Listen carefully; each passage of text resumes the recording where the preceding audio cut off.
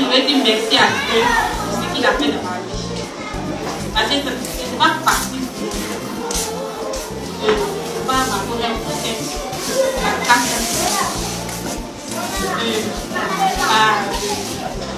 Dieu m'a fait la grâce de croiser papa. Quand j'ai je ne savais même pas qu'il était enceinte. Je ne savais même pas que j'étais enceinte. Et je prenais les médicaments de tête. Et lorsque c'est fini, je suis allée en Amérique. Je ne sais pas bien.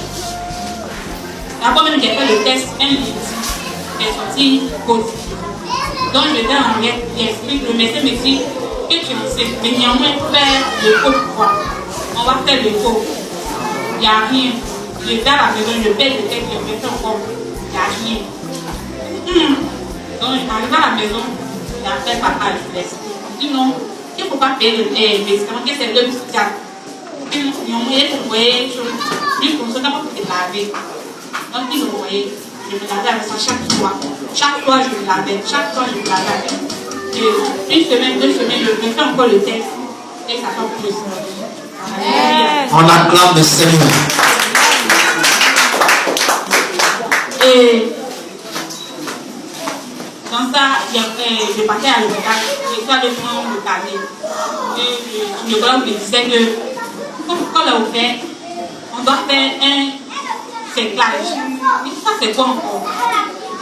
Je me dis donc que le médecin, tout comme ça, d'accord. Mais ça coûte combien? Il me dit c'est 200 000, mais comme c'est ma passion, comme 100 000, on va faire. Donc, je dois dire, on a le cahier, et que ça va pas, laisse, on va mettre dans la main de Dieu, on va prier. Et tout va bien se passer. Comme ça, prière. Un jour, je suis passée au bureau, le médecin m'a fait sortir de son bureau parce que je n'ai pas fait le séclage. Donc, je suis venue, il est comme ça.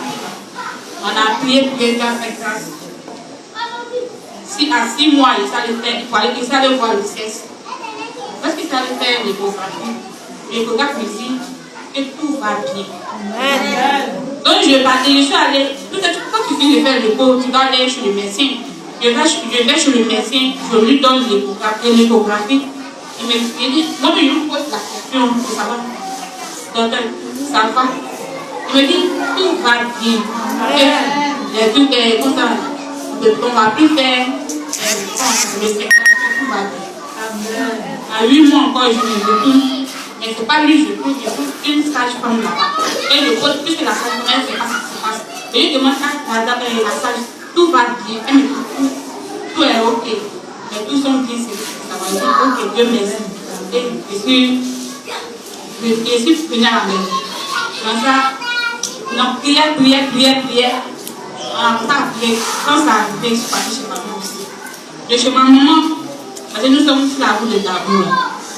Sauf qu'après qu'après j'ai arrivé par là. Mais l'hôpital n'est pas tout près de nous.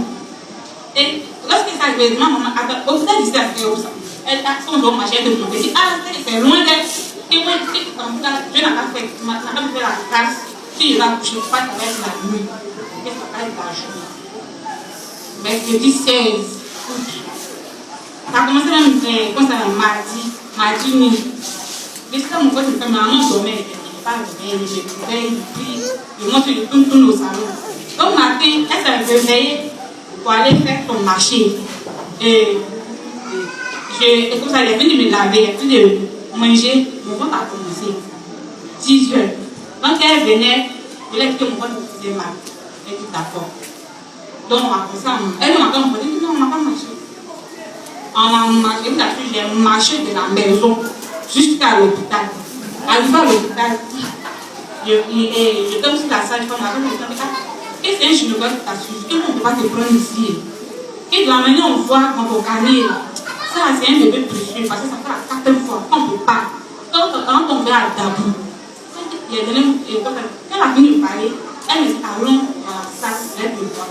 Donc il était à maman à prendre mon téléphone, le numéro de mon papa là-bas, pour l'appeler, puisque là ce qui se passe. Donc maman l'a appelé. Elle devait être sortie encore. Elle me dit, moi, que Dieu est grand. Elle me regarde, elle me dit, tu peux pousser. Et si le ministère est poussé, elle me dit, ok, allons, on s'en va. par 10 minutes. Puis les 5 minutes, 10 minutes, les bouts approchent. On acclame le Seigneur, le Seigneur. Alléluia. En fait, elle prenait des grossesses, n'est-ce pas? Ça faisait comme 6 mois. Et puis la grossesse passe. Voilà. Quand elle est arrivée à l'église ici, elle m'a expliqué le problème. Elle dit, ok, on va prier le Seigneur. Mais si tu fais 2 semaines, 1 semaine de retard, fais-moi signe. Et c'est ce qui s'est passé. Et elle m'a dit, on a commencé à prier. Dans les tests, quand on dit test là est négatif, test est positif, elle dit reste tranquille. Souvent on dit c'est palu, je donne le médicament, elle m'appelle, elle dit il ne faut même pas prendre le médicament. Mais ça veut dire que tu fais ça. Quand tu suis le traitement de palu, c'est fini, ça va passer. Donc, dans ça, à un moment donné, on parle de cinglage, parce que le col est ouvert. Elle dit cela, il ne faut pas les écouter. Dieu lui-même là, c'est comment il va soutenir le col jusqu'à ce que tu puisses accoucher. C'est comme ça, un peu jusqu'à ce que Dieu fasse lui-même sortir l'enfant. Donc nous rendons gloire à Dieu. Amen. Et nous bénissons le nom du Seigneur parce que c'était